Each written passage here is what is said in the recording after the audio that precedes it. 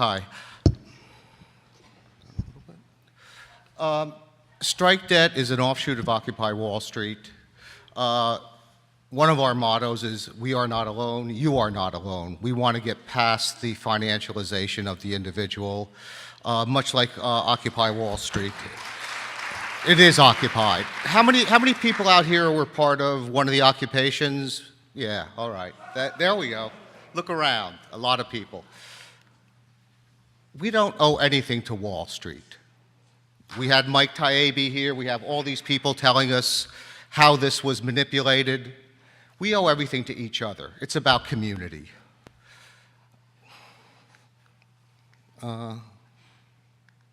Sorry. The idea of strike debt is to do away with debt. We're starting a debt resistors movement. No blame, no guilt. Direct action, political action. Horizontal, direct democracy. Like I said, we're part of Occupy Wall Street. I think a lot of you, since all the hands were up, you know that the Occupy movements are still there. We're still working. We're a lot smaller than we were when we had the occupations going, but there's a lot of incredible work going on. I know there is here. I just met a bunch of people from Strike Deck San Diego and other occupiers, and I'm very encouraged. We look to Oakland. You were the most radical occupation and the strongest occupation. And San Francisco, it was amazing when we saw those people pouring over the bridges when you went into the port. But San Francisco had, they put up, one of the city council people proposed a public bank. And that was really impressive. Even though it only was one vote, it was there and it really was inspiring. Okay, why does this, there we go. Strike debt really started out of the student debt movement. It was basically, there was the $1 trillion day, which was last year in around March, where student loans went over $1 trillion. And it also exceeded the credit card debt. And these are students, former students, that put their loans on their body so people could see it. The whole idea of shame and just admitting what was going on. Because even if your house is underwater, if you can't pay your mortgage, that all has to do with shame, and that's what debt is about. Okay, so we wanted to tell people that debt is a thing that binds the 99%.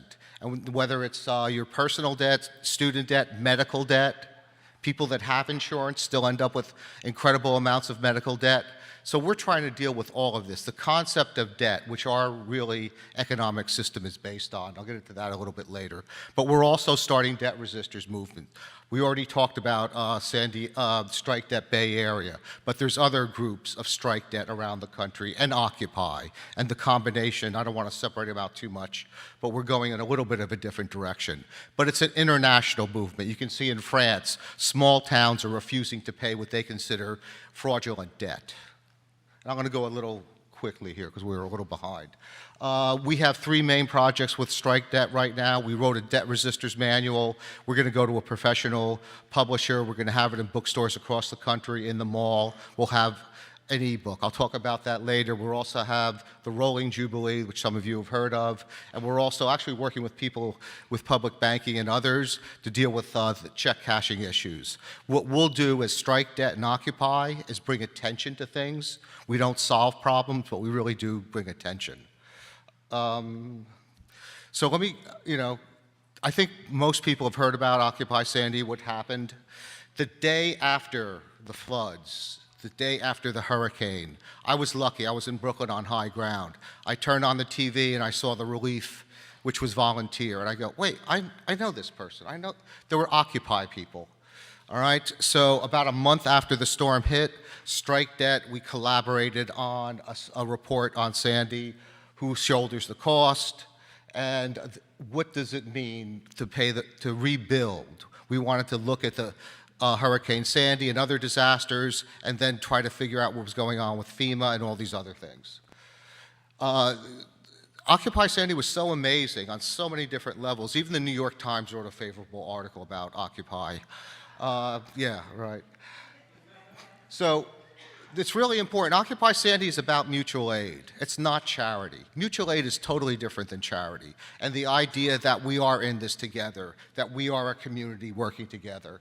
And Occupy Faith, the churches, open their doors to us. So we have these relationships that we had them from the beginning because Occupy Faith understood what the financial crisis was about in New York.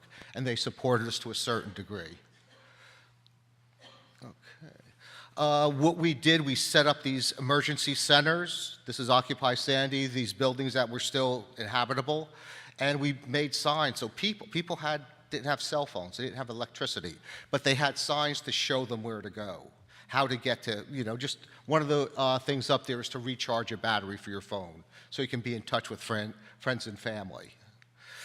And, oops, that's there again. Okay, this is, what we found was pretty, basic that happens in all disasters.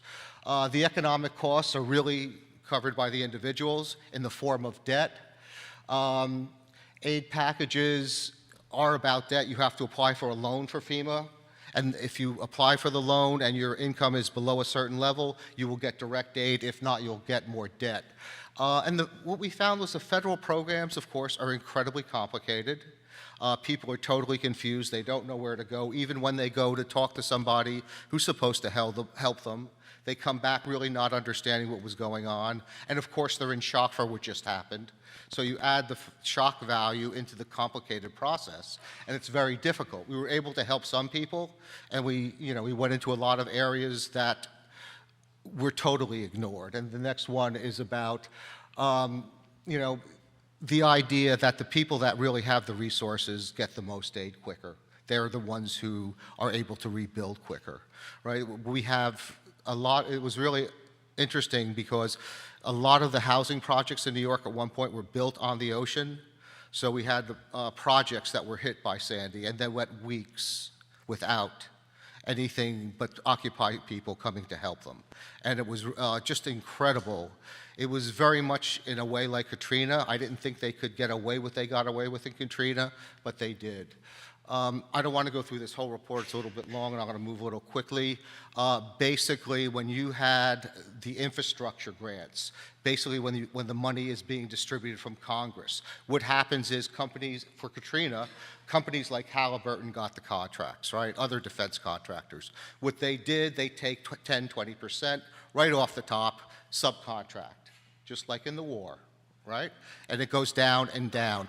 By the time they go to rebuild, to work in the streets, there's very little actual cash. One town, one subcontractor brought in workers from Honduras, prompting that we're going to give them less than minimum wage, but they put them in a camp and didn't pay them.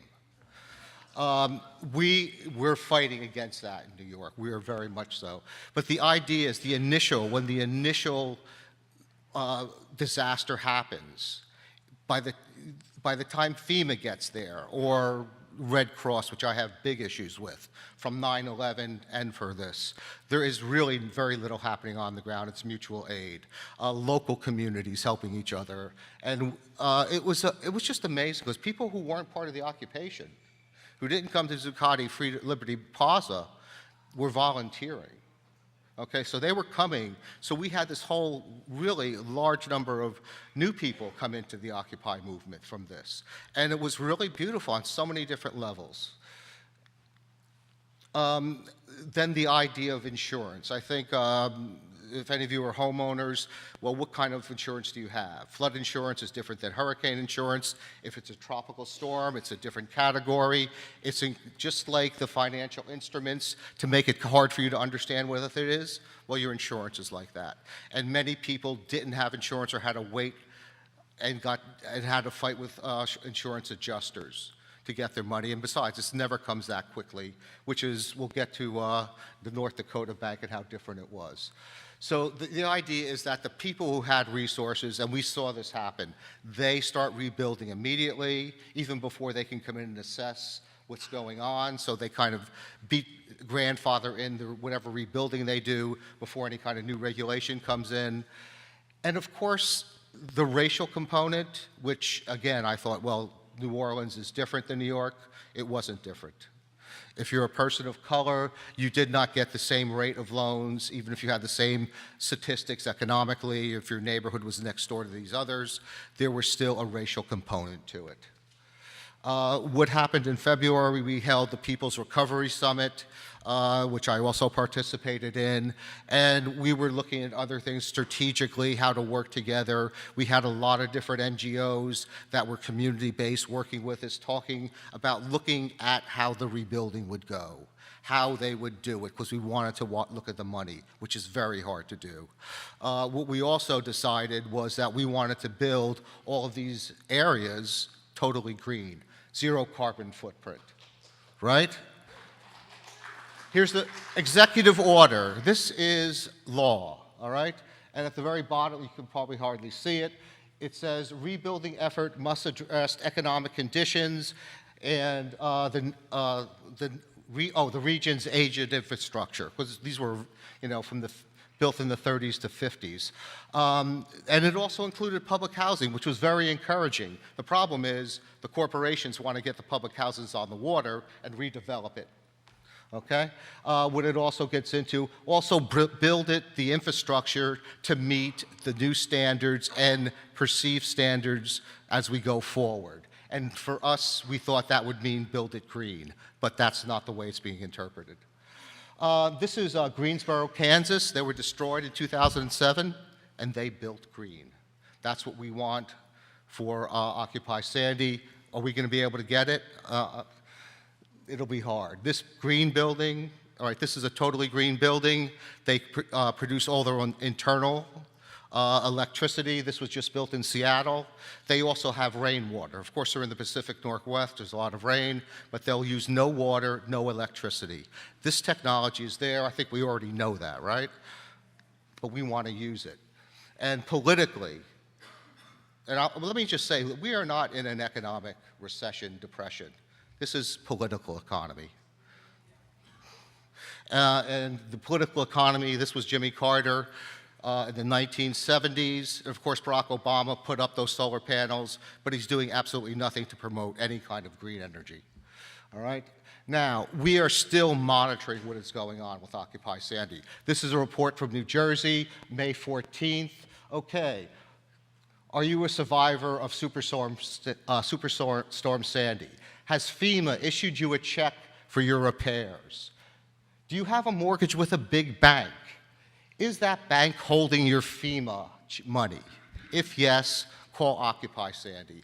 So the idea of how the big banks and FEMA are working together, well, maybe, I don't want to totally throw FEMA into this, but the idea that the FEMA would send the money to big banks, but the people that hold the mortgages before they send it to the people that actually are getting the relief, to me is problematic. We're also working with Good Jobs New York so that when they rebuild, we will have a living wage. People will at least get a living wage. There will be some union workers there too. So we're trying to work with the whole range of recovery, not just the mutual aid, which we got all the attention for, but we're trying to help to draw attention to the problems that all natural disasters have inherently with them.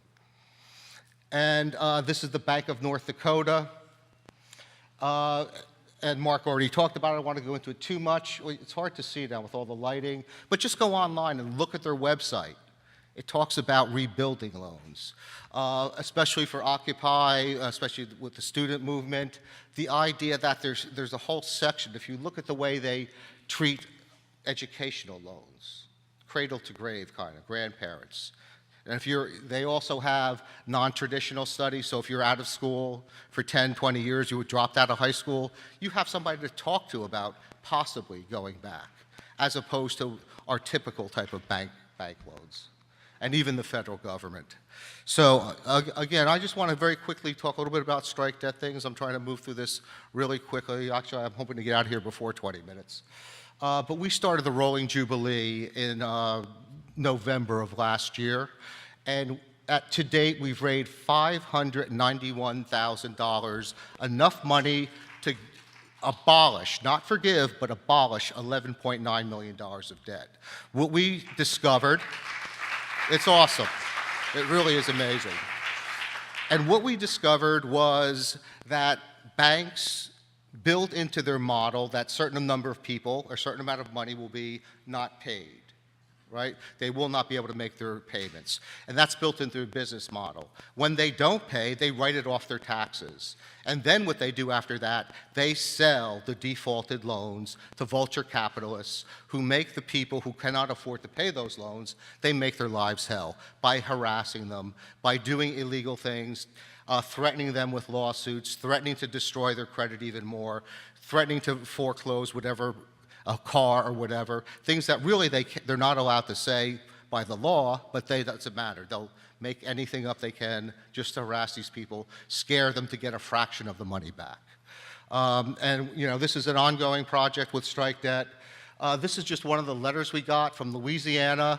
I'm 67 years old. I tried to refinance my loan. I couldn't do it. I only owe $8,000. But my wife and I, we get one Social Security check, and they can't pay back the loan. Why a woman who has worked all her life in the home and helped out and raised family does not get a Social Security check is beyond, I don't, how does that, raising our children has value.